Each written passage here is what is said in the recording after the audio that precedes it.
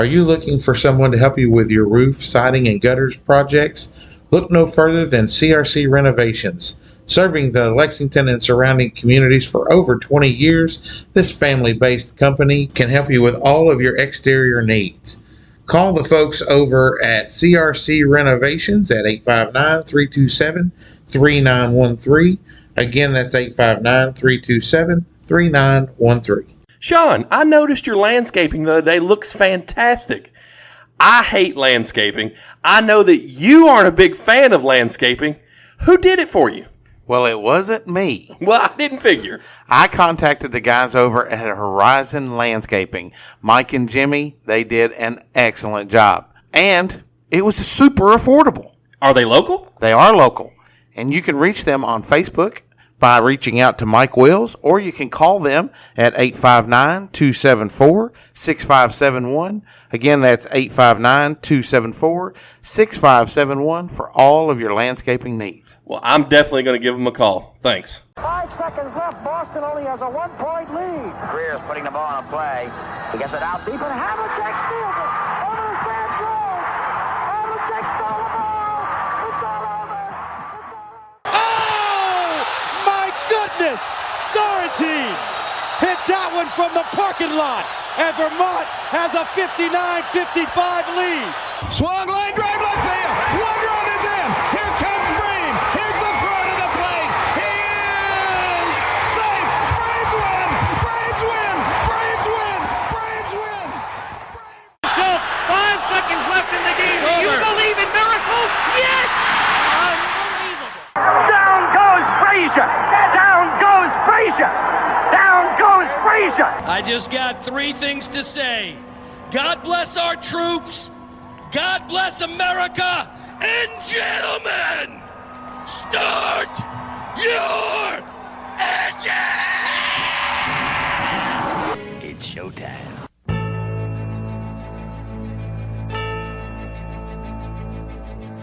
Ladies, gentlemen, boys and girls, and sports enthusiasts from around the world. This is the podcast you have all been waiting for. Whether listening in the car, on your morning drive, or with one earbud in at the office, this is the sports show that has it all. From pro wrestling to the octagon, from the gridiron to the baseball diamond, from the pitch to the ice, it's all here. You have tuned in to Mount Sterling's most downloaded podcast that drops on Saturdays at 3 a.m. This is not your average podcast. This is From Corner to Corner. And now, here are your hosts, Sean Big Papa Kiper, Wes Breadman Crouch, Adam Big Country Muncy, and Neil Mullet Man Payne. Hey, everybody, welcome back to another episode of From Corner to Corner podcast. Sean and Neil, This just in. All the Golden Bachelor contestants are still alive. They are still alive. Because, you know, when you get old folks. Breaking news. You never. Breaking news out of the Golden Bachelor. I hate that guy. I do too. He's so Nico Extra. Yeah. He's awful. Yeah. But something that was announced 48 hours ago on Twitter. So if breaking news out of the WWE. If he did the Golden Bachelor, he'd say breaking news out of the Golden Bachelor. Ethel has not made the cut. Well, we know that, dummy, because we watched last night. God, he's so bad. But I follow him still, though. Smoke you another. I got a little too excited on that. You did. You'll need the shocker. But we've got a lot of response out of the Golden Bachelor. We have. So as the season progresses, of course, it hadn't started yet. Right. It starts the 27th. 27th, 28th, something like that. As it starts, we'll give periodic updates because I think Craig is going to be a watcher, and of course Cassie's a watcher. Yeah. Cassie was like, "I'll come on and give a weekly review if you want me." Listen, I've decided it needs to be sponsored by Life Alert and Viagra. Cassie's Golden Bachelor alert or Golden Bachelor update. Golden Bachelor update. Oh my God! And it's like, what a goofy idea. I still cannot believe The dude doesn't look 70 either. Well, no. Do we know he's 70? No, but I mean, he's supposed to be 70. Yeah. By the way, when did Jesse Palmer become the host? Maybe he's just the host of that one. You remember when he was on The Bachelor? Yeah. Yeah. And he also hosts shows on the Food Network. He's just a good-looking guy that speaks well. Yeah. That they put on TV. He's done well, and he's like the athlete that doesn't do the athlete stuff. He's basically like a less attractive version of Mario Lopez. Yeah. There you go. And probably not as good at acting. See, not that Mario Lopez is that great of an actor. Right before we come onto the show, and I gave you the rundown of the show, you're like, when I'm here, and we go off the rails, where it's going to go. Yep. We never even got to the first topic. We're already off the rails. But that's no. Look, see, here it is. It's that blank space. That's what I'm feeling right now. I'm feeling that blank space. You don't have anything there. It's because it's two separate shows. Well, I understand that, but I didn't understand that. Oh, God. So it's the blank space. I filled the blank space. I'm going to name the blank space Neil's talking time. No, just my talking time. Sometimes I just need time to talk. Well, and it's funny because Craig, I've just recently got him listening to the podcast. Hey, Craig. On the regular, and he comes in the other day and he goes, the Golden Bachelor segment was pretty funny, And he said, again, I kind of like the banter that you guys, go back and forth. That's what I take. Like, our show's pretty good, but it's the back and forth. It's me calling you and Wes old. Yeah. It's my random singing that I've just listen. I'm Jute, Jute, jukebox. I'm a human jukebox. Neil Jukebox Spain. Yeah. Well, and most people that start listening to the show kind of stick with it. There's a few people out there that, I get a text message, go, hey, what do you think about Deion Sanders? And I was like, tell me you're not listening to the podcast without telling me you're not listening to the podcast. I didn't know if you know this or not, but Deion Sanders got the head coaching job at Colorado. You're kidding. No, I'm not. News to me. And is he doing okay? He's man. Well, here's what I'm gonna tell you. You wouldn't believe this if I told you, but he's going to flip his entire roster. Yeah. Kick everybody off the team, bring in all new guys, win the first 2 games, and be ranked in the top 20. Yeah.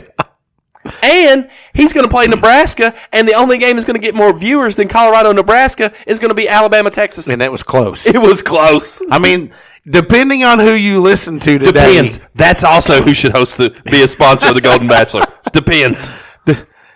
Depending on who you listen to today, it was mixed reviews as to which game actually got more. But the fact that we're talking about Nebraska, Colorado, here's going to be crazy. Here's going to be the crazy thing. They played Colorado State. Listen to the way State. Colorado State this weekend. Sorry, I forgot I was from Packville for a second. Colorado State, who is a much lesser opponent. Yes. I want to see their numbers from. I mean, did I hear College Game Day is going to be there? Yep. Fox, 3 weeks into the Deion era, and we're College Game Day. Fox at noon, their noon kickoff show is coming back. They announced that last week. I don't know if it's changed now with Colorado State being a game day, but they said they were going to be there. Well, in the next 2 weeks is Oregon and USC. Yeah. I want to see the Oregon and USC games. Yes. Look, the Pac-12, not only because of Deion Sanders, has become must-watch TV this year. And we're going to talk a little bit a little bit later in the show. Did you see that originally Colorado State was supposed to be the 10 o'clock game? At night? At night. Yeah. It's like, oh, hey, actually, by the way, there's flex time in there. We're not going to be the 10 o'clock game. Yeah, we're going to flex that 7 hours. It's like, Deion, what time do you want to play? Right. Yeah. You want to play at noon? Okay, we can play at noon. Look, when we did our prediction show a couple weeks ago, my one thing, I told you, I wanted to see if the Deion Sanders thing was real. If the hype train was legit. It's legit. It's legit. Look, Nebraska played them very well in the first half. They did. But just like we talked about on the coach's show, you can't turn the ball over. And Nebraska just kept giving Colorado the short field. And you're going to lose if you do that. And listen, turning the ball over in your own red zone is one thing. turning it in or turning it over on the opponent's red zone, whole nother story. Shedeur Sanders is really good. He is. We'll talk about the Heisman here in a little bit, but he's shooting up the board. Yeah. And Colorado. Yeah. You and Adam, whenever we were in Ohio, bet on Colorado for their wins for the season. It was at 3.5. Yeah. It's at 5.5 now. They've got 2 wins. And we pounded the over on that. Yeah, I mean, the worst part about it is I didn't put enough money on that. Well, right. I didn't have the confidence to go more than $5. But man, but that'll be a really sweet $11 coming back to me. It will be. Money's money. The best bet that I've got right now, before we get to the rest of the Heisman talk, is I put $10 on Jordan Travis winning the Heisman, and he looks pretty darn good through a couple of games. He looks all right. So I will say though that Kentucky's you can bet on games in person now in Kentucky. Right. The 28th you can bet on all these sites. Same day as the Golden Bachelor coming out. I remember that now. What's the chances? Can we bet on the Golden Bachelor on DraftKings? I bet you we can. Man, I'm telling you. Have you seen the commercials? If you sign up and you put $50 in, we'll give you $200 back. MGM, if you put down $20, we give you $100. Like FanDuel's doing $100. FanDuel, MGM, DraftKings, Caesars. I've seen Caesars bet they wonder why people got gambling addictions. It's like you give me free money. Right. You mean I only got to give you $50 and you give me $200? I mean, that's a solid bet. Yeah. I mean, listen, I'm not a gambling man. Lord, I was born. Oh, it's a rambling man. Dang it. It was going to. That's okay. Lord, I was born a gambling man. I mean, I guess you got to know when to hold them. Yeah. Know when to fold them. The key there is you got to know when to walk away and when to run. Yes. But are you going to take part in any of that? I've already put money into it. Have you? Okay. Yes. I may put a little bit of money into it. I think I put $50 in. I mean, just to throw a couple bets down, just to see how bad I am. Well, I would really like to see if we could somehow incorporate our pick'em into that. I don't know if we could do like a little group thing to where we can do that or not. But I think it would be cool. Like if we're picking a dog or an atomic dog, well, put your money where your mouth is, right? And by the way, we haven't got there yet, but I'm kicking your arse in the pick'em. Yep. Yeah. I'm a arse kicking man. Yeah. Yeah. Well, that's what happens when you hit an atomic dog and a dog back-to-back weeks. I did. So, but as far as straight picks go, I've got the most games right. It doesn't matter. That's the only games that I've gotten right because I've missed the dog and the atomic dog. Don't matter. I got the most points. It does. It does. So. In your heart. So, anyways, I had an idea. 5 topics in 5 minutes. Whoa, that's what that light bulb coming out the top of your head was. Yeah. You think we can do it? 5 topics, 5 minutes? No way possible, chance. right? No chance in France, son. You know who you're talking to? Look at who you're looking at right now. You're going to want 5 minutes on each topic. Well, yeah. But it's 5 topics in 5 minutes. Is the Pope Catholic? See if we can do it. Hold on. I want to put us on timer. See how close we get. All right. Because it'll make that obnoxious ding sound. Hopefully. If we're lucky, it'll make the obnoxious ding sound. Timer? Oh, that's 3 hours and 5 minutes. We don't want that. No. Because I'll talk that long. Ready, set, go. All right, so topic number 1.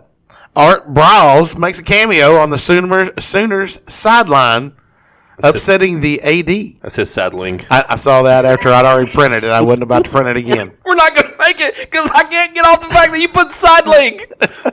So Art Briles, how would you, the coach from Baylor that just was so despicable that they kicked him out of college football forever? You spoke him into existence. You realize that, right? Did I?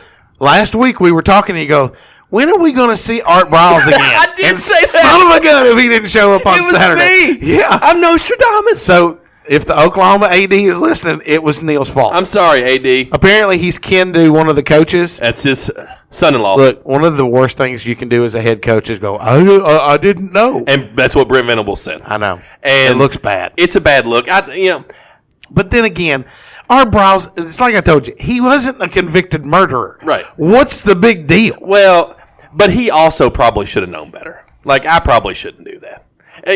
But hey, it's good to see that, kind of like Mike Myers, we wondered for a while what Mike Myers was doing. Yeah. It's like, whatever happened to that guy? And then he randomly showed up in a Super Bowl commercial in Wayne's World. I know. I'm telling you, it's getting more consistent that speaking things into existence. It happens a lot at work. Someone will be like, man, whatever happened to that one customer? Give it 3 hours. They'll call.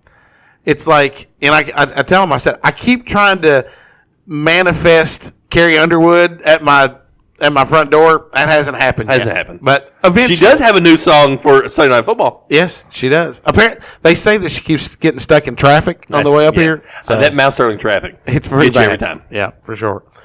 Brian Ferentz, the offensive coordinator for Iowa, right? In his new contract that he got, I don't know if you'd seen this or not, there is a clause in there that says that he has to average 25 points a game. They've played 2 games so far. He's averaging 22 points a game. Isn't his dad the head coach? Yes. But remember, they wanted to fire him after the season, so they extended him and gave him this clause. Now, the question is, in this past game, the offense only scored 14 points because the defense scored 7 of those points. So is the clause, is it 25 points as a team or 25 points on offense? I don't know. If it's 25 points on offense, he's screwed. Did you see where Dabo Sweeney said he didn't? He said, I mean, you're talking like it's like we run some sort of Brian Ferentz offense or Lou Ferentz. I did see that. And listen, buddy, your offense is pretty atrocious. Yeah, it is. My thought on this is, who the hell would sign that into a contract? There's so many variables that play into this. We're going to talk about this topic later, but what if the offensive coordinator for the New York Jets signed that contract, and then Aaron Rodgers goes down 4 plays into the season? Right. I don't feel so good with Zach Mormon Milf Hunter, what's his last name? Wilson in my backfield. Everybody knew when you said Mormon MILF. I know. But I think that's ridiculous. Yeah. So, Florida player signed an NIL deal and basically signed this thing over. That he got some advanced money from a contract company. Okay. And in signing that, he give them 15% of his future earnings for 25 years. 25 years? His lawyer says that it is not a legal document because of the way NIL is structured. But I'm like, the dude gave up 15% of 25 years. That's all of his money. That's all of his money. So, my problem with this is somebody at the University of Florida wasn't like, hold on a second.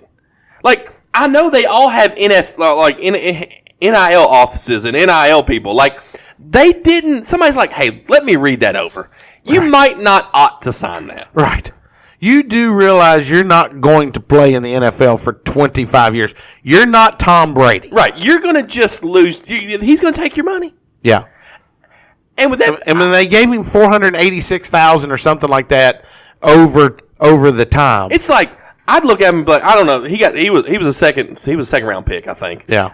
He probably has a $2 million contract. I'd be like, hey, look, here's $750,000. Let's call it even. Yeah. I'd be like, I don't know how to read. I didn't know what I signed. I'm Michael Oher. I didn't know this was going to happen. I'm Michael Oher. Right.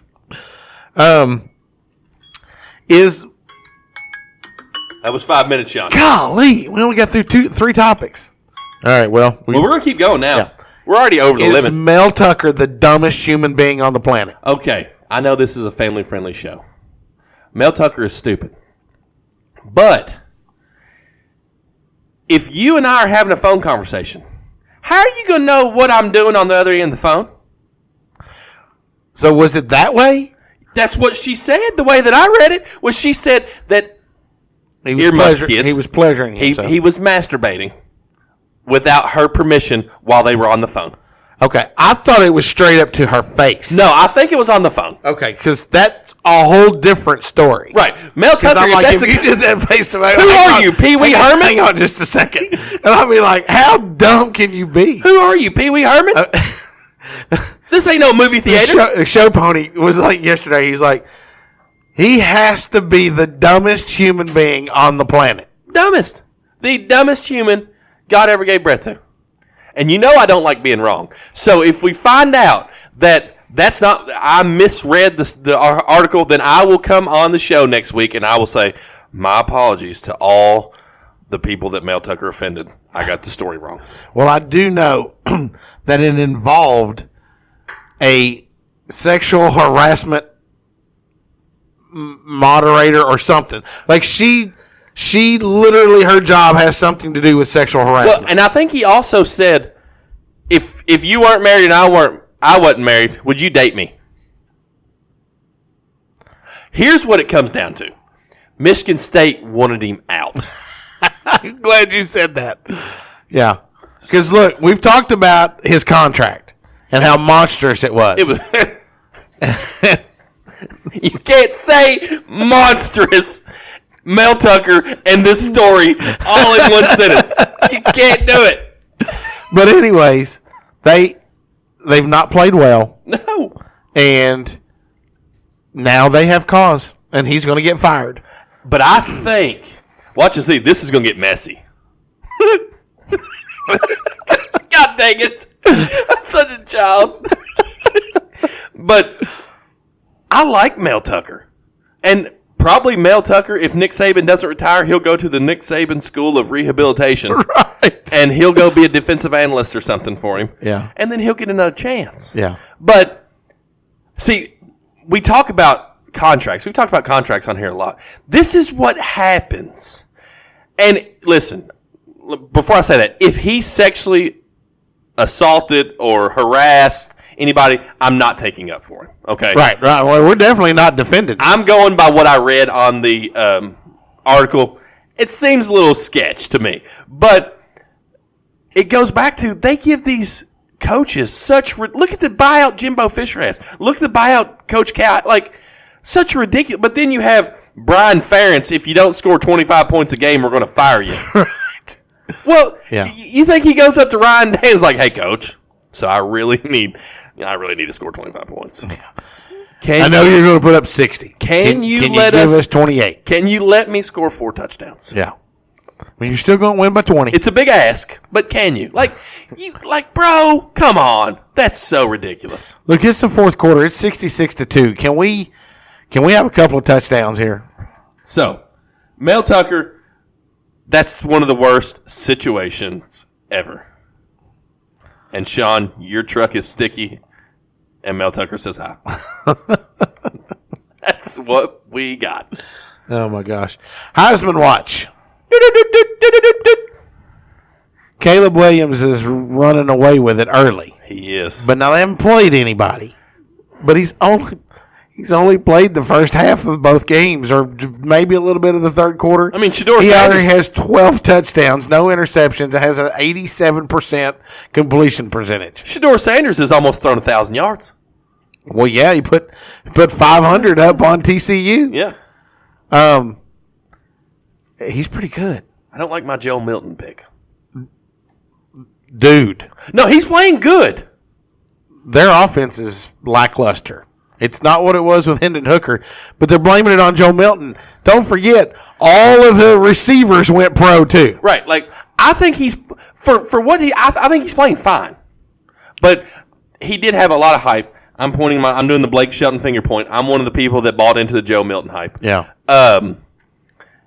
And then it kind of makes you wonder what it says about Josh Heupel and his system. Yeah. Was it the system or was it Hendon Hooker? Yeah. We'll see. But this is the second opportunity that Milton has had in this offense. Yep. Caleb Williams, of course, you said your boy, Randy Travis, and Shedeur Sanders. Are they the three that have probably separated themselves? Michael Penix Jr. is up there. Forget about Michael Penix. Yeah. Penix. The one thing I can tell you is my Blake Corum $5 bet. That looks so hot. He's playing superb, but he's not going to outplay these quarterbacks. Did you see, talk about Michigan, did you see, of course, Jim Harbaugh is serving his 3-game hamburger gate suspension, right? Yeah. Did you see what he did this week? he was the line judge at his 10-year-old son's football game or something like that. And he's just over there like flipping. It's second down. Having the time of his life. Because that's what Jim Harbaugh does. And his son was his oldest son was the first half coach, and then somebody else was the second half coach, and then his dad was there. I mean, he's making a mockery of the NCAA. Well, the NCAA does a good job of doing that too. This wasn't on the topic sheet, but I saw this today. There was a girl, North Carolina tennis player, was in the U.S. Open. She placed and would have won $81,000. Couldn't have it because she's an athlete and it's an amateur thing. But we have all this NIL money. She legitimately earned and competed and won $81,000. Couldn't have it. I'm glad you talked about That's wrong. This. It is wrong.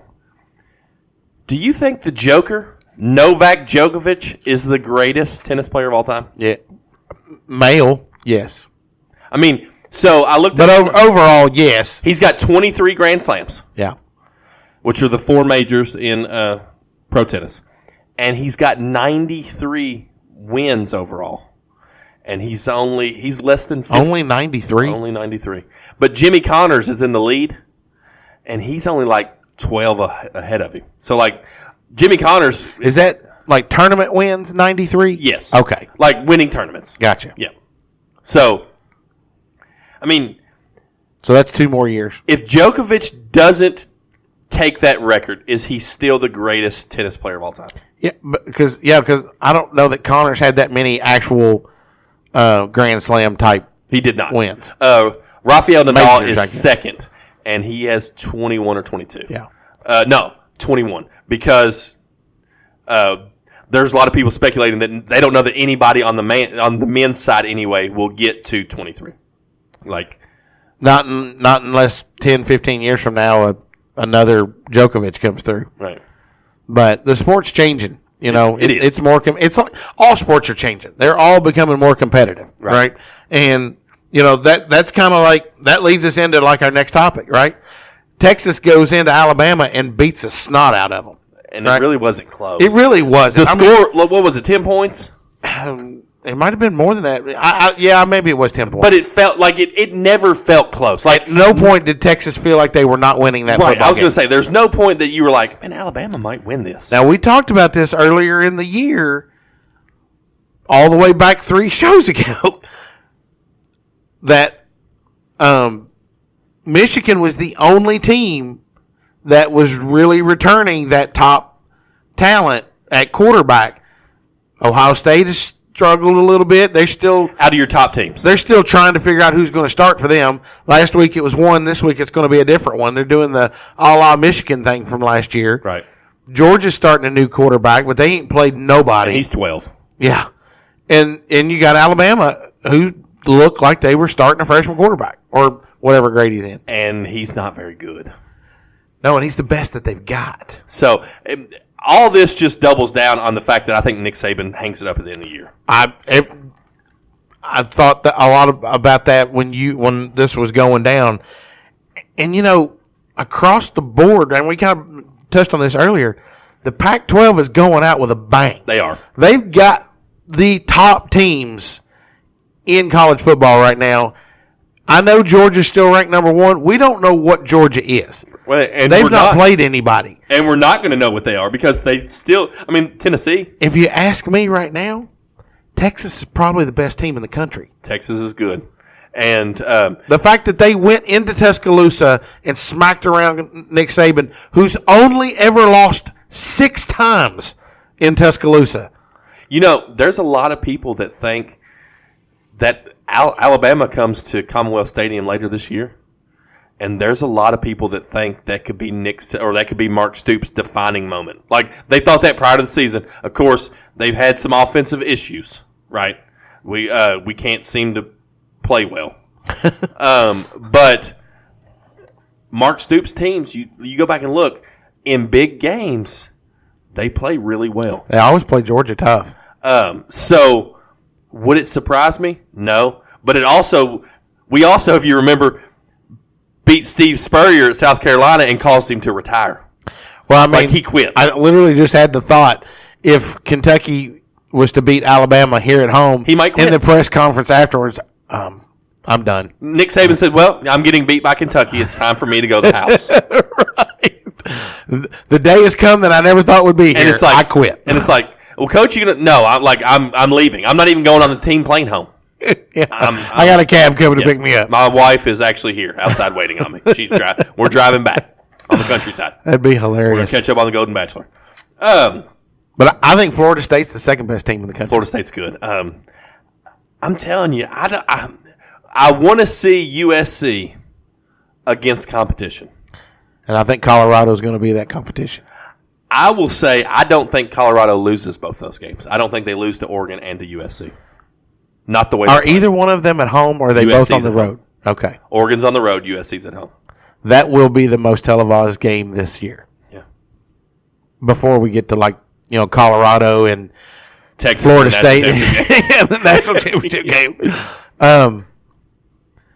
There's only 100 people in this country that believed that Colorado was going to do what they do, and it's the 100 people that are involved with the football team in Colorado. Right. I mean, there's not a single, even Joel Klatt, who's about as Colorado as you can the get. Colorado alum himself, who Shedeur Sanders left his record in the dust books on week 1, did not believe that they were going to do what they're doing. What's a dust book? I don't know. I just you just go with it. It's one of those random words that just comes out. And you're like, I'm just going to go with it. I was Jeff Daniels. You were Jim Carrey. We're on the back of the moped. You said, "Just let it go, man. Just let it go. Let it go." And just let it go, man. Just go with it, man. Oh my gosh! But no, you're right, and it's remarkable what Deion has done. And I know we're not going to harp on Deion because we've talked about Deion until we're blue in the face. But the fact that he's done it, I don't care what happens the rest of the season. The fact that he started the season the way that he has, yeah, they're not going to go undefeated. Okay, they're going to lose games, but they're an 8-win football team. I was going to say the same thing. They're an 8-win football team. I want to see what happens after they lose. They do. How do they bounce back?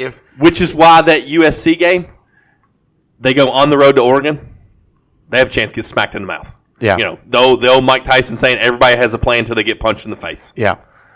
They're going to get punched in the face. That game could put 150 points on the board. It could. I want to see what happens. Because Oregon doesn't play defense either. I want to see what happens whenever Colorado's down 14-0 or 21. They're down 21-14 points. They're down 2 or 3 touchdowns. I want to see what happens. Yeah. What are they made of? Well, the one thing that I've seen, I've watched both the games so far, right?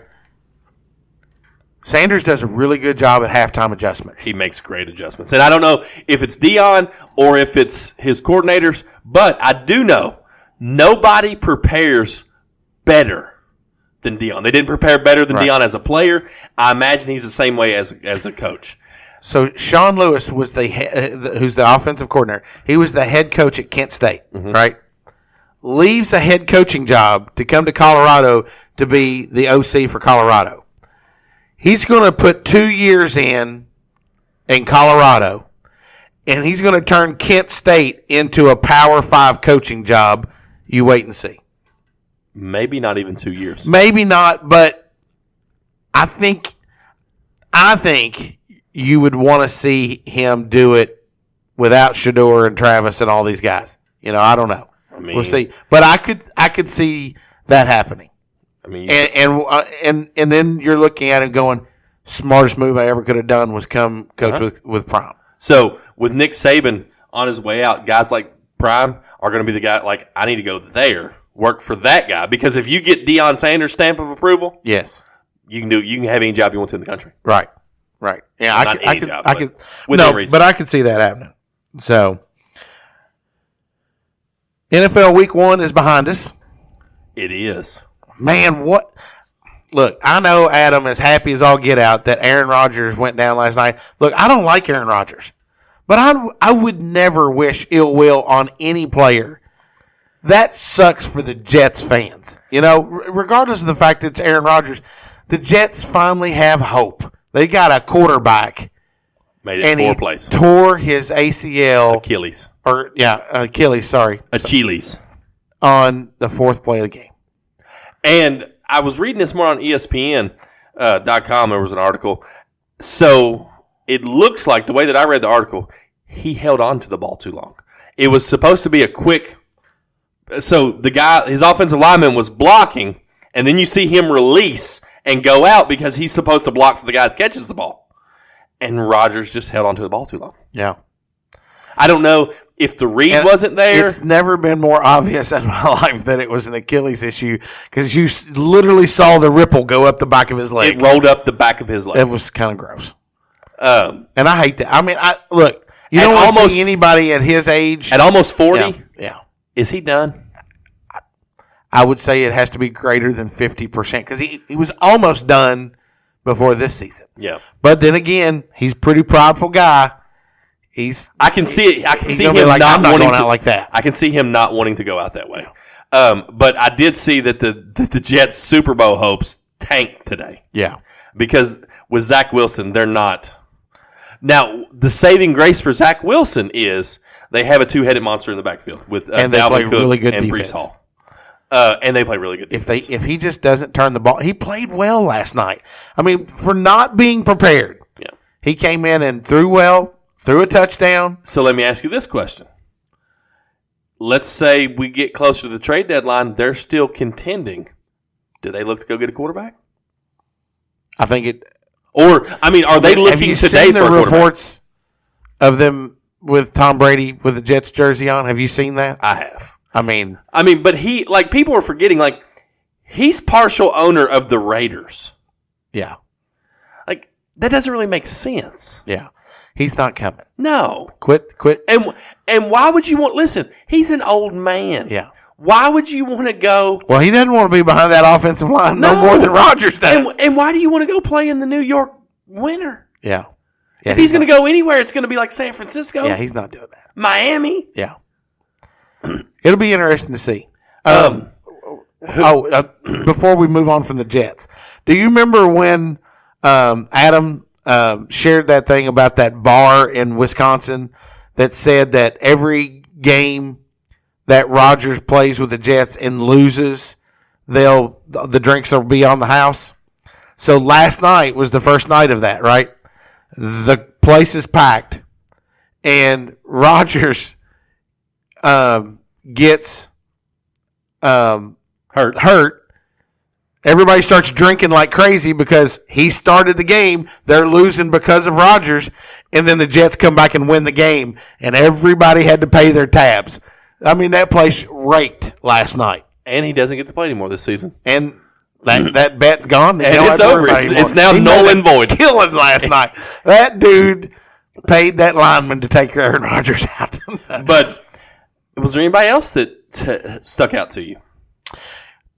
Yeah. The Bears are worse this year than they were last year, and I didn't think that was possible. So I'm glad you talked about the Bears. So the Bears this week have the Tampa Bay Buccaneers. Yep. The home opener in Raymond James. I will say, and I know you don't believe this, I will say what Justin Fields does well, Tampa struggles with. They struggle with mobile quarterbacks. So this could be a get-right game for Chicago. Tampa's defense against Minnesota was kind of like they were in 20. The bend don't break. Like we're gonna. It looks like we're gonna keep you out of field goal range. I don't know how sustainable that offense is. I mean that defense. They really relied heavily on the defense and just managed to score just enough points to win. Which. With the Vikings looked really bad without Dalvin Cook. The Vikings looked really bad. Like you saw Alexander Madison, and you're like, we see why this guy's not a number one running back. Yeah, and I don't think he is. Yeah, and kind of like we talk about WWE, like not everybody can be a main eventer. Right. Not everybody is a true number one back. Right. And that's okay. What do you think about Dallas? Is Dallas that good or is New York that bad? I think Dallas's defense is that good. Yeah. Dallas's defense and New York Jets defense can keep them in ball games regardless of the offensive output. Right. Tony Pollard didn't look that great. No. Did Dak really look that great? No. And they turned the ball over real quick, was down, boom, boom, boom, real quick. I feel like that took New York out of their entire game plan. Because once you get down big and you're a run-heavy offense like they are, then you're putting the ball into Daniel Jones' and you're not giving Daniel Jones time. Did you see the text that I sent today? Maybe. So Daniel Jones, Lamar Jackson, $950 million. Joe Burrow and Jalen Hurts combined for $950 million in salary and 1 touchdown. Yeah. So I think if you wanted to know how the game was going, there was a couple images where they panned over and they showed Vanilla Vic sitting there on the sidelines. And, of course, you can tell, it's raining. You don't realize how hard it's raining. And he's just sitting there with his helmet off and down between his legs and just getting poured on. Like, there's no jacket on his head. He's not undercover. He's just getting, and you could just tell, like, that sums up the game for Danny Dimes. Yeah. I felt bad for him because they were in his face all night long. Yeah. Yeah, it was rough. So to answer, and then the Lions start off shining bright, beating the world champs. Yeah, well, Kadarius Toney. Well, is that the Lions' fault? It's not. The Lions capitalized. The Lions won a game that for my entire life they've lost. Right. They did something that they've never done before. And they are to the point. Dan Campbell has got them to where they can win that ball game. Yes, I know Kelsey didn't play. Yes, I know the Jones guy didn't play. Yes, I know Kadarius Toney has concrete hands. But he's got Olay hands. He doesn't have. But the job is to win the football game. It is.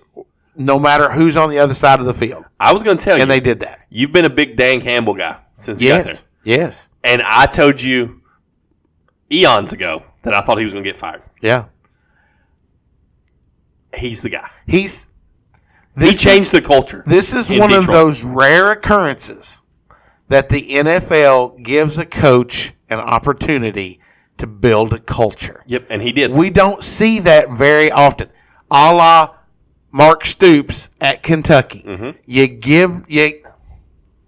You can't take a franchise that is historically bad. I just made the comment. They've never been able to win a ball game like that in their history, even with Hall of Famer Matt Stafford, right? He's changed the culture, and the GM and this team are hitting home runs with every draft pick right now. They're drafting really well. Which says a lot for Hendon Hooker, when Goff is done and gone. Gibbs didn't really get a lot of touches, but Gibbs is very athletic. The new linebacker that they got from Iowa that everybody laughed Jack Campbell. Yeah, everybody laughed at them. That dude was all up in Mahomes' face. If you remember, I was like, that's a hard-nosed Detroit linebacker right there. Yes. Like that's the kind of coach they got. Yeah. Dan Campbell's a hard-nosed. He might be coked out, and I'm convinced he is. But that's the hard-nosed linebackers. And it was awesome after the game. He goes, "Did I learn anything I didn't?" He said, "No, I didn't learn anything new. I just got confirmation for everything I already knew." Yeah. So, and I have heard people say, "Well, Kelsey didn't play. Well, Chris Jones wasn't there." Bro, they still have the best player in the NFL at quarterback. Yeah. And those are games that, up until this point, for the most part, Patrick Mahomes has won. Yeah. But you see Patrick Mahomes, he doesn't have Tyreek Hill. He didn't have Travis Kelce. Like, his go-tos in situations like that. Did that game not, when you look at his wide receiver core, does it not make you think Tom Brady and the Patriots? You know what it makes me think? I can see that. It makes me think of LeBron James when he was in Miami the last year and they lost to the San Antonio Spurs. And he's got this just makeshift has-beens, never were, wannabes. Yeah. And they're just spread, and he's just glaring at Pat Riley and just throwing the ball as hard as he can like, this is what you gave me. Yeah. That's kind of what I look like. You can see Mahomes like, these are the dudes you give me? Yeah. Like, I'm still going to win with them because I'm the best in the game right now. Yeah. But these are the dudes you gave me? Isaiah Pacheco doesn't touch the ball in the entire second half. And look, Clyde Edwards-Helaire had been invisible since week 6 last year. Yeah. And then all of a sudden Andy Reid's like, no, we're going to let him run it 57 times. Yeah. What? I don't know. But I think the Rashee Rice kid would be good, but he's not Tyreek Hill. Does it talk about how important Bieniemy was to the team? Washington somehow managed to win that game, but they struggled mightily with the they've already come out and said that the Washington players do not enjoy Eric Bieniemy because he's too hard on them. Yeah. Yeah. Which, maybe you're too soft. Maybe let's stop looking at it the other way. You're telling me that Eric Bieniemy is the former Colorado Buffalo, by the way, the toughest coach that you've had in your entire life? Right. What's that say about Ron Rivera? Rivera, I mean. Riviera. I had it right. So what's this rant that you had? So, we talked about tennis earlier. It's actually a 2-part rant. But the first part I'm going to talk about. So, Coco Gauff. Mm-hmm. She's a young African-American United States tennis player. Mm-hmm. She won her first major championship. I saw that. The U.S. Open. She knelt down and prayed at the bench. ESPN took the picture, posted. Coco takes a second to soak it all in. Tony Dungy comments back almost immediately and was like, no, that's the universal sign for praying. Everybody here knows exactly what she's doing. Why you can't just say Coco takes a second to pray after the tennis match is beyond me. They're so dang woke. Yeah. That they're afraid to say that Coco won the tournament and prayed because it might offend somebody. And it might negative. Listen, your ratings suck anyway. Yeah. You had to go out and buy Pat McAfee to try and save your company because you're trash. Well, and they've held Spectrum hostage for 2 weeks. Yeah. On wanting more money from them. Right. Did you see the text I sent yesterday? Holly Rowe, who is a reporter for ESPN, Right. the main reporter for all the big games. And she's damn good. Yes, she is. She was on Full Ride. And they were talking, I don't remember, I think it was Quinn Ewers who they were talking about. And she was talking about how different he is. And this is what she said.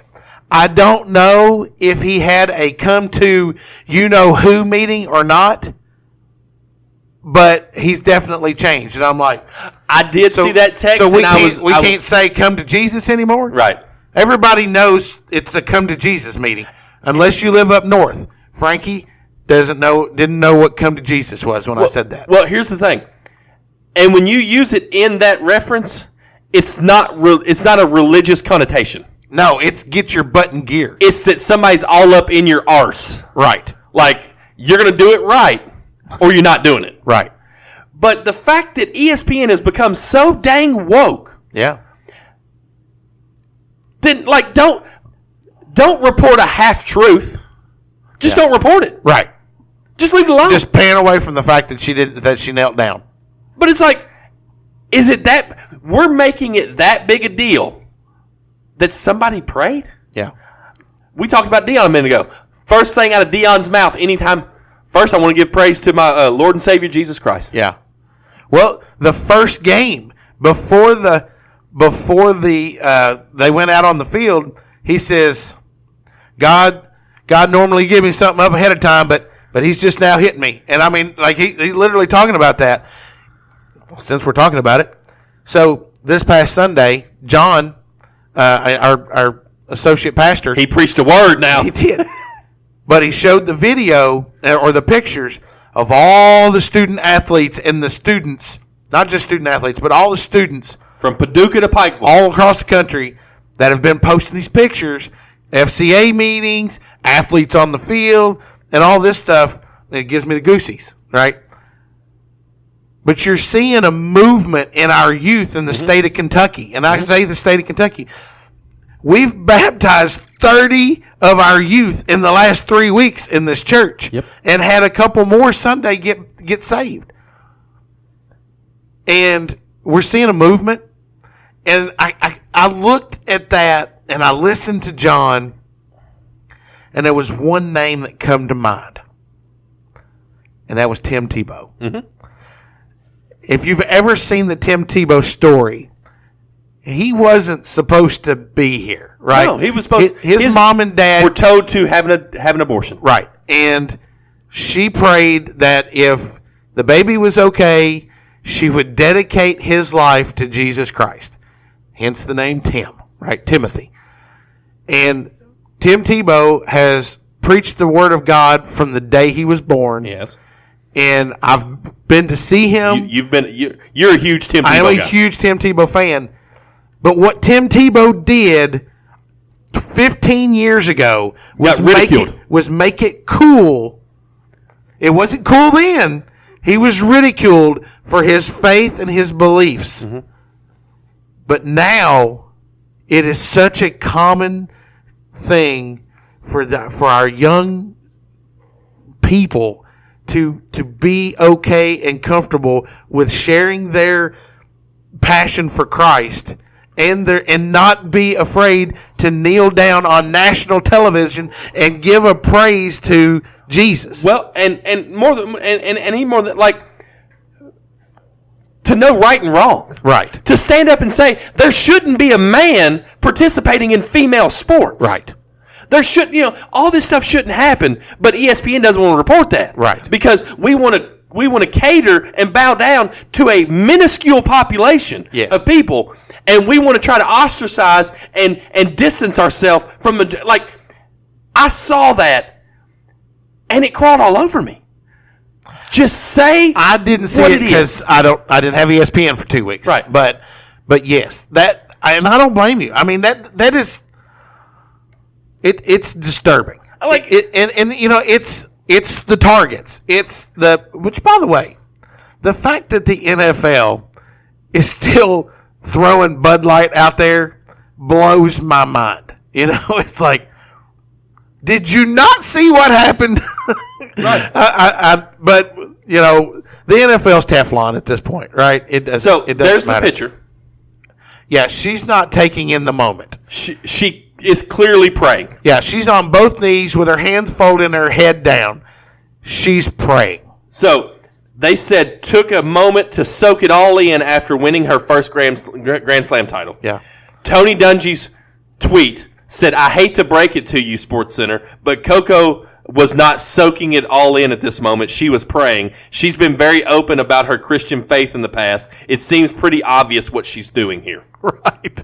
And Tony Dungy is not going to hold back any punches. And he's also a man of God. Very much and, so. Why is that such a... instead of celebrating, hey, congratulations, she won her first Grand Slam. She's been knocking on the door for, we want to tell lies? Yeah. Yes, she probably was soaking it in, but that is clearly... She was soaking it in going, dear Jesus, dear God, dear Lord, thank you for giving me the ability to do that. That is clearly the universal sign of, I'm praying. Yeah, yeah. And I'm like, they're so dang woke that I love Pat McAfee. I love him. Yeah. And I don't want Pat McAfee to lose his job, but even though Pat McAfee will be okay if he does, I want ESPN to go under so dang bad, because that's what needs to start happening is people stand up and start saying, this is wrong, I'm not having a part of it. To all big business, all mainstream media. And the sooner that happens, the better we'll get back to what at the end of the day, I'm glad she prayed. But it doesn't, it doesn't influence, like, it doesn't, like, that's why, like, I say all the time, I don't care what color you are. I don't care what your sexual orientation is. Can you help my team win? Right. But mainstream media has to make a big deal out of things that don't need to be a big deal. Yep. And that was part of my rant. Oh, that was only part? Yeah. Oh, boy. The other part isn't nearly as serious. But it goes back to Art Briles. Okay. And we talked about what was he doing on the sideline. Like, what was he doing on the field? I watched the Texas game, and Matthew McConaughey, all right. I don't give a damn that you're a booster. I don't care. Why are you on the sidelines? Right. The sidelines used to be sacred. Yeah. It used to be, pardon the pun, holy ground that coaches and football players are the only people there. When did we get to a point where just any Tom, Dick, and Harry could just walk on down? Right. I don't give two craps that you're Matthew McConaughey. Yeah. Some of your movies suck. Get out. Like, I don't care that you're LeVar Ball. I don't care that you're Jerry Jones. You hired me to do a job. Keep your tail upstairs in the booth. Yeah. You don't need to be down here. Who's the Falcons owner's on the field a lot Arthur too? Blank. Yeah. He's down there a lot too. Yeah, he looks like the dude from the Addams Family. Uncle Fester? No, the dad. Oh, oh gosh. His wife's named Morticia, right? Yeah. But he looks like an older version of him. Like when he ages, that's Arthur Blank. But I'm just so sick and tired of seeing non-athletes, non-coaching staff members on the sideline. Jackson Mahomes, what the heck are you doing? You should never be allowed on the sidelines anywhere. Right. Yeah. It's get out of here. I agree. If it's before the game, that's one thing. During the game, you have no business there. Yep. I agree. So, those are my rants.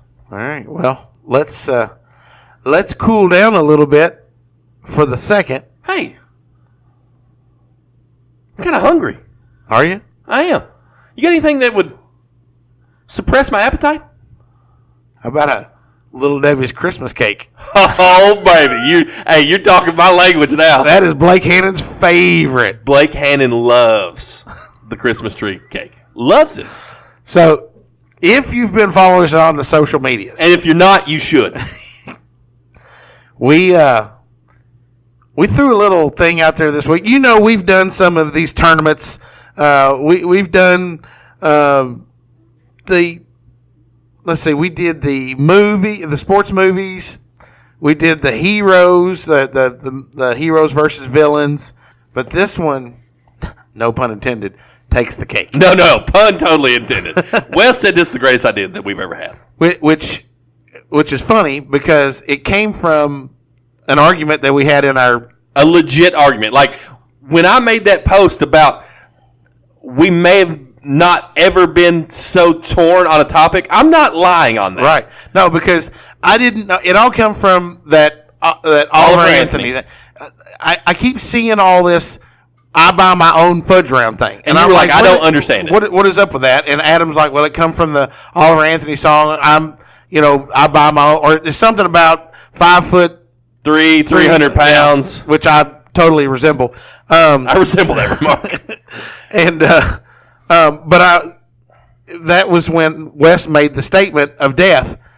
Was fudge rounds is the greatest Little Debbie cake, no competition, and it spiraled out of control. And I was like, I immediately named off 5 that I thought were better than fudge rounds. I like fudge rounds. Fudge rounds aren't bad, but there's 5 to 10 that I would eat before I would buy the fudge round. I'm the same way. Now, if the fudge round is there, I'm going to eat it. I'm going to eat it. Yeah. But if I'm walking into a grocery store in the afternoon, it's not going to be one that I'm going to choose. Absolutely. I'm going to go with, well, if you're looking inside of a grocery store or a gas station, it's going to be limited. You got your Nutty Bars. You got your Honey Bun. The Star Crunch. That's Star Crunch. I love the Star Crunch. You got the chocolate chip cream pie. Yep. You got the strawberry swirl. Yeah, you got that. You got limited. The problem with the strawberry swirl is it's too small. Yeah. Because you got to have 2 of them at least. So we each had our own opinion about what we thought was the best. Right. And then Wes goes, maybe this is our next bracket. And I said, on it. And before the night was over, I had the first. I had them all in a wheel. I did research. I pulled up like 4 or 5 different sites to look what the best selling one was. And ultimately, I had a list, and I went to the Walmart.com app. And I searched Little Debbie and saw what was in stock at our Walmart. Yeah. And I helped that. And I took the top 16. Yeah. And I put them on a wheel, Yep. and I spun the wheel, and however they popped up was how they went on the bracket. And then I created all the graphics for the first round matchups, and we posted it today. We dropped the bracket today. We're at 60 plus comments. We got a little bit of chatter when we talked about doing it, but today the chatter blew up. When the bracket hit, they were like, "Oh my God!" You know. So everybody's doing their predictions and all this stuff, which is fun. The crazy part about, I mean, like, we didn't realize people would get so serious about this. Yeah. But man, people are emotional about their And Little Debbie cakes. people are emotionally attached to their food now. Yeah. And then, like, you got Ivan Ross, the Doctor of Funk, and they're like, I can't believe it's rigged. I can't believe. I'm like, I thought, can you complain about something else? Right. Like, can you just enjoy what this is? That's when I went back and changed. I capitalized randomized in the thing because Wes says nobody ever reads, and Wes doesn't. But Wes is the walking like thing of I don't read because he's like, hey, I think we have. He's the poster child of he's not the reading. poster child of not. He said, hey, I think that we need to. I think we need to go on and start this. And I said, well, Wes, we want to build up hype for it. And he said, no, I think the hype's already there. And I said, and it says in the original post that it wasn't going to start until the 18th. Right. So tell me you don't read the post without telling me you don't read the post. Wes Crouch, poster child of not reading the post. So this one is so big. That's what she said. That we have a prize pack that we're going to do. And then... Well, no. Not just one prize pack. Oh, yeah? We're going to do 2 prize packs. Okay. So, and there's going to be a build-off. So I haven't. I had thought originally that when the bracket came out, we would do a post that said, "Here's what, pick the winner. If you successfully pick the winner, then you'll be entered into a drawing at the end. When it's over, you'll be entered into a drawing to win a prize pack." Okay. Since then, Tutu Sweet Treats has come out.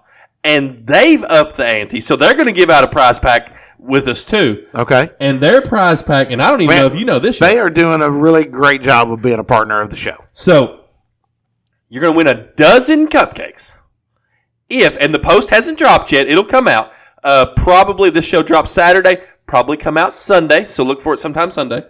If you correctly pick on that post the person that's going to win the winner's bracket, the loser's bracket, because remember, double elimination, so we have the redemption side. Yeah. So just because Redemption Island. Just because Star Crunch might get eliminated in the first round doesn't mean they're out, right?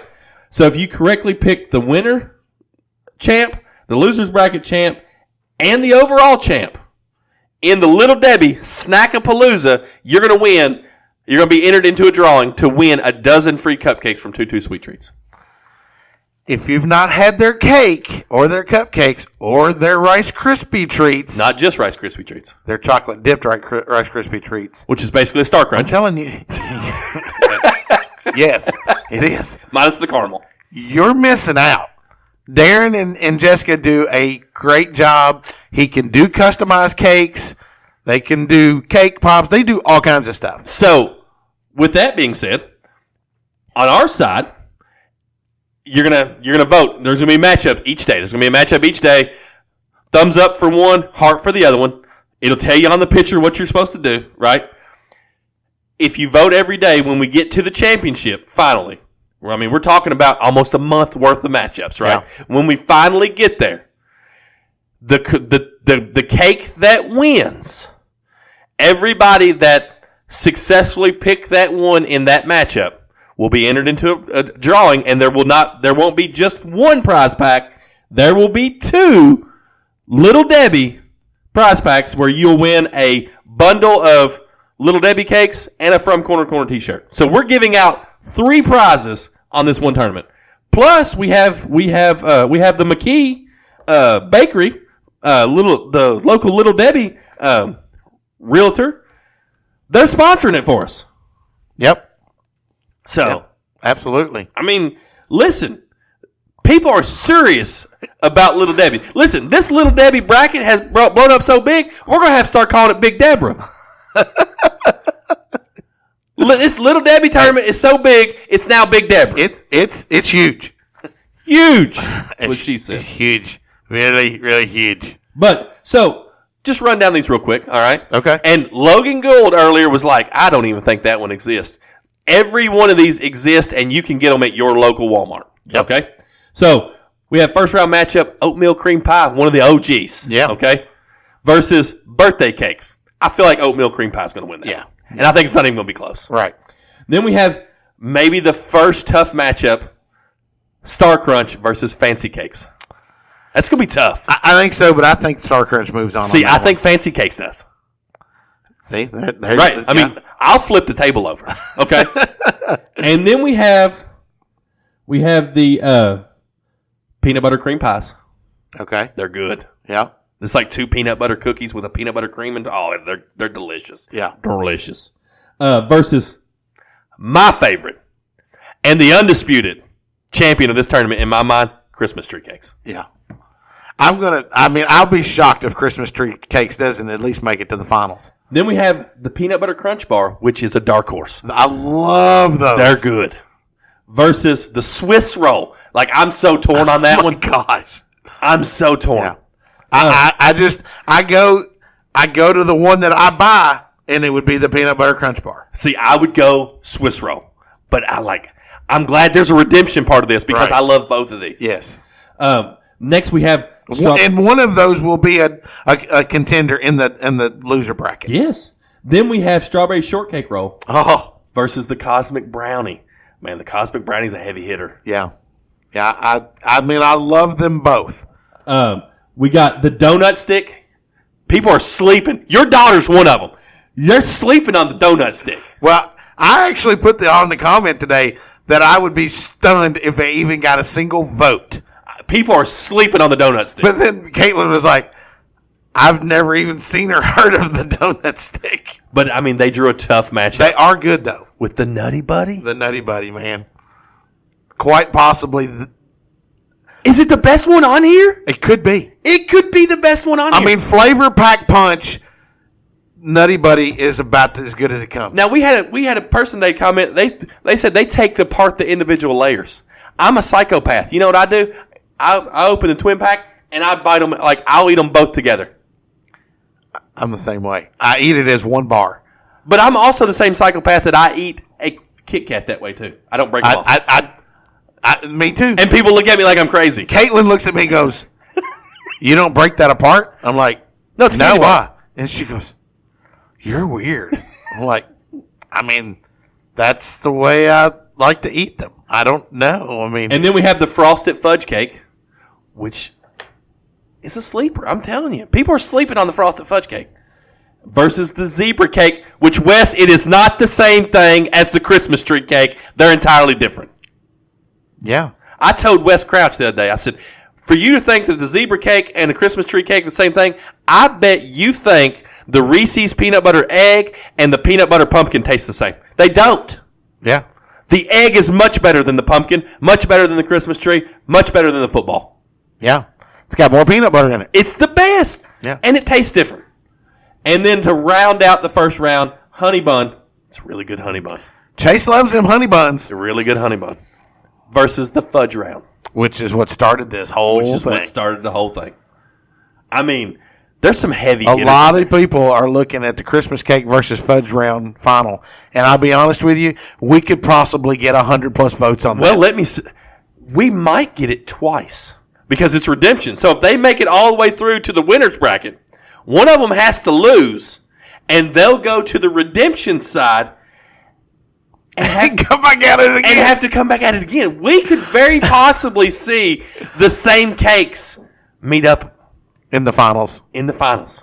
Yeah. I mean, that's the cool part about it. We've never done the double elimination before. And I tell you, when I was looking at it and I was designing it, I was like, bro, We can't just there's too many good ones in here. We got to give them redemption. They have a chance at redemption. Yeah. I mean, Little League World Series, you've seen a lot of teams come out of that losers bracket and win the Little League World Series. Same thing with the College World Series. Yeah. So, yeah, it's possible. It's possible. It's a tough first round matchup doesn't mean anything. Right. Because, here's the thing. Christmas cakes may get out to the Final Four, but then run into a Nutty Butter. And then Christmas Cakes goes to the losing bracket and works their way all the way back. Work their way back up. And not have to go against Nutty Butter in the finals. You never know. So I think the way we'll do it is we'll play out the winner's bracket all the way out till there's one winner left. And then we'll start on the redemption side. Because we have to finish the winner's bracket before we can go onto the redemption side. Yeah. So I think that's how we'll do it. And then ultimately we'll have the winner versus the redemption in the final for one big snack off. It's going to be a snack down. I love it. I really hope that we can maintain the activity on the posts as we have. Because, look, we're trying to obviously grow our socials. If we haven't mentioned this on this show already, we are on Instagram now. So you can go out on the line and post your pictures on the Insta. Yeah, I didn't get that reference when you told me. That's okay. And also, we're going to try to do some cool stuff. Obviously check this week, especially for the for the matchups that are coming. But we're going to post some videos out there. I think we're all going to hit up the Little Debbie aisle at some point and post who we think's going to win. We're going to try to do some cool stuff. And I'm telling you guys, this is a very contentious topic. We're very opinionated on a lot of things. Little Debbie cakes is one of the things we're extremely opinionated about. Apparently the most opinionated thing we've ever been. One of them anyway. Yeah. It might be hard to top this one. So. But you never know. So that is Snackapalooza. Yeah. And we wanted to give that its due diligence. We did. So we did. So now that we've moved on from that part, let's talk about the Tutu's Dog of the Week. Dog of the Week. Coming to us again from the hallways of Montgomery County High School. Are you ready for this? I'm ready. Drum roll, please. That's a pretty good drum roll. Thanks. It's none other than boys golfer Brett Markham, who qualified for this year's KGCA, All-State Championship Tournament that is held next weekend. No, this weekend. Sorry. Yeah. That's a pretty prestigious thing right there. Yep. So only what did Coach say? 14, 15 guys? The KGCA All-State Championship features the top 15 teams and the top 21 individuals not on those teams. Qualifying is based on all-state points, kind of like the FedEx Cup, like we learned, that are accumulated through the regular season. It's a very prestigious tournament that features the best of the best from the entire state of Kentucky and is a reflection of the hard work and dedication that Brett has put in over the season. Brett qualified 16th out of the top 21 individuals, not on a qualifying team. He currently sits in 34th place in all-state points out of 289 qualifiers. So, Brett Markham is this year's Tutu Sweet Treats Dog of the Week. This week's. What did I say? This year. Did I? Oh, okay. That's okay. It's all right. So don't forget, though. I know we talked a little bit about it a while ago. Tutu's does have a September special going on right now. You get 6 of the chocolate-dipped Rice Krispie treats. Sean's favorite. They're fantastic. For $20, normally a $30 value. If you want to hit them up for that, you can reach them on Facebook at Tutu Sweet Treats, or you can call them at 859-749-5084. That's 859-749-5084. Mention the podcast. Tell them the guys from Corner2Corner sent them. Yeah, because you don't mention that, you're not getting that deal. But call them or message them. I promise you, you will not be disappointed by what they give you. And they're very fair, very reasonable, good products. And Tutu Sweet Treat Dog of the Week, because everybody's got a little dog in them. I need a dog. I need a dog. Congratulations, boys golfer Brett Markham. All right, so before we wrap up the show, we got to do our little pick'em segment. Because Daddy is in the house. You are leading. I believe it's me, and then you are. I think you're like 20-something. Hold on, I got They're 10. I got the official standings. If you haven't been following us on social media, you have not seen our official standings. But we now have official standings. I am sitting at 21 points atop the leaderboard. Adam and Wes tied second with 10 apiece, and Sean sitting at 7. Well, Do better. Dave LaGreca told you that time that maybe you just need to find a new hobby. Well, that popped up not too long ago. Did you know that? I did. That was pretty funny. Do we have the losers picks? I forgot. Yeah, I've got them. Okay. So, first game that we have is Tennessee at Florida. Man. I'll start. I can't, based off my prediction early on that Tennessee was going to be in the college football playoff, I can't not pick Tennessee here. I have to go Tennessee, even though I do think the game's going to be much closer than what a lot of people think. Well, I mean, and they're traveling to Florida, and that's always a tough place to play, regardless. So, I can see where you're going with that. Adam is picking Tennessee as well, and Wes is going with Florida. I guess he's trying to spice it up a little bit. I will also go with the team of orange and blue. I'm thinking Florida. Tennessee's not played well. They have not. In the first 2 games, and they're going on the road. Hostile environment. Listen, even when they're playing bad, going into Florida's tough. I think this is a huge game for Billy Napier. I really do. And I think Florida needs to win this game. And I hate Tennessee. And I know Wes loves them, which I cannot believe he didn't pick Tennessee. I may be wrong on this, but I'm going Florida because I can't stand Tennessee. It's that reverse psychology. Maybe so. Okay. Second game, TCU and Houston. I'm going to ride with them Horned Frogs, I believe. I think I'm going to go with TCU. They both, too, also have TCU. I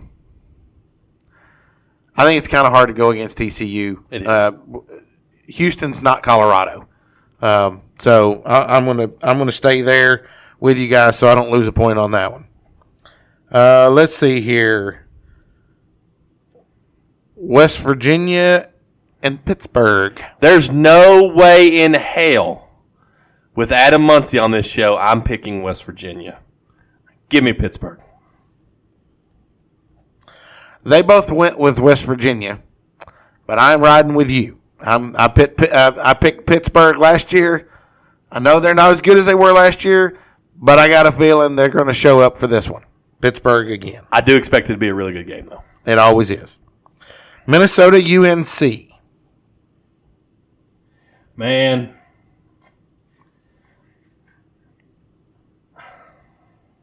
I'm going to go UNC. It's in Chapel Hill. Yeah.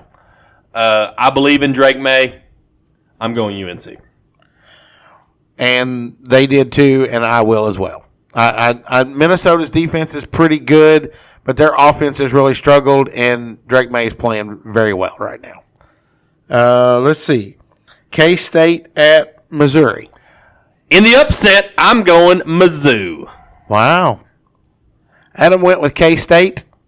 Wes went with Missouri as well. But I'm not going to pick against the team that I picked to win the Big 12. But after seeing Texas play, might be a little harder to pick them now. But I still think they'll be the 2 teams winning. So, I figured when I saw K-State being a game that you were going to pick K-State. Yeah. Well, it's kind of like you with Tennessee, right? Yeah, you got Tennessee winning the SEC. So. I can see Florida winning this game, but like you said, I picked Tennessee to be in the college football playoff. I can't go against Tennessee. Last year, in week 3. you picked Florida to win this game, and we all picked Tennessee, and Florida hung 40 or 400 something yards on them, but they still lost. Right. So, okay, so now we've got to the dogs, and I did not write those down. Okay, I've got Wes's here.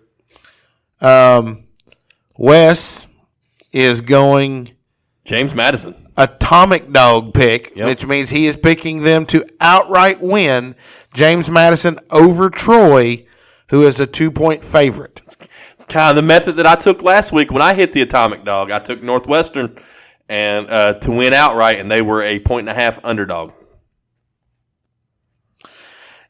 And you know and it wasn't even close. Northwestern killed them, blew them out. So let's see. Well, then let's see what was. I think Adam took Atomic Dog too. He did, and his Atomic Dog. Of course, he didn't give me the spread or the opponent. Look up the Ohio game. Of course, he picked Ohio. I mean, because that's the most Adam thing to do. He loves those Ohio Bobcats. He loves Maction. That's Mac on Mac action. If you're concerned of, are they Mac? Yes. Let's see here. Iowa State. Iowa State is a 3-point favorite. That's an interesting pick right there. Yep.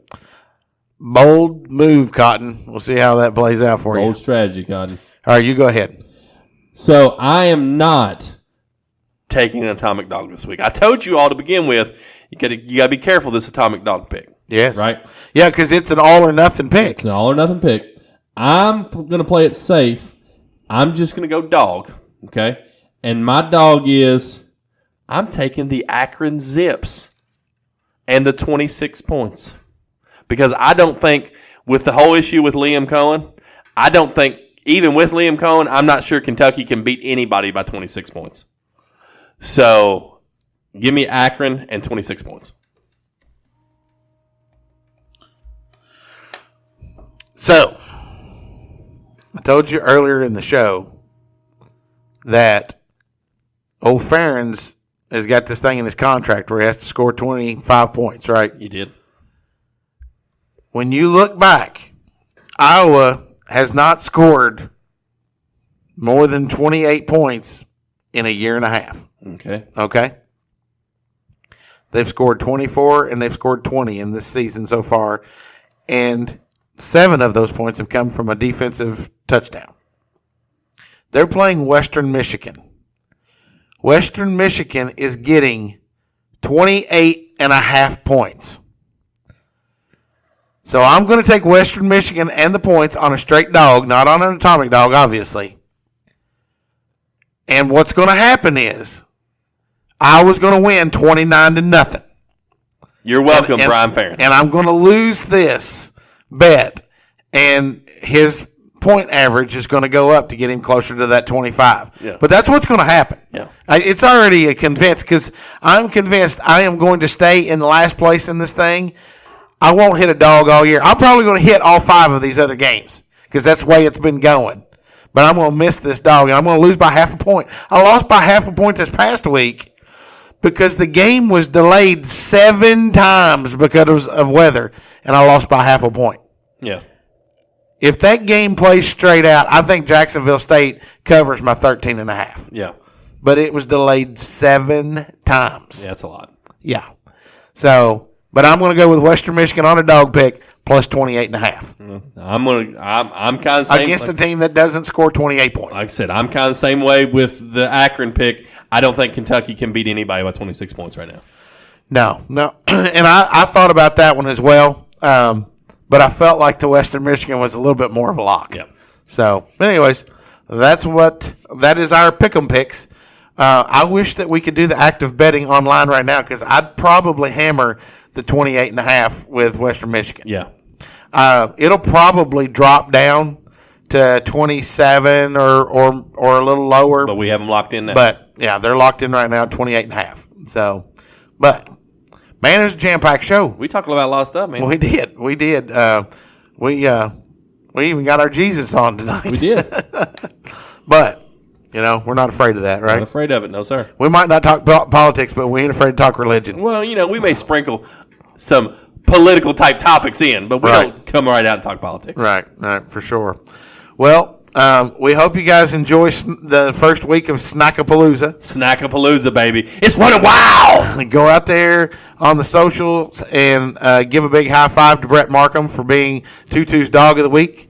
As always, we'd like to thank all of our sponsors. Absolutely.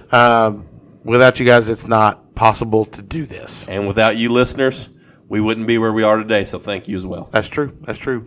And as always, we will see you guys next week. Stay safe, friends.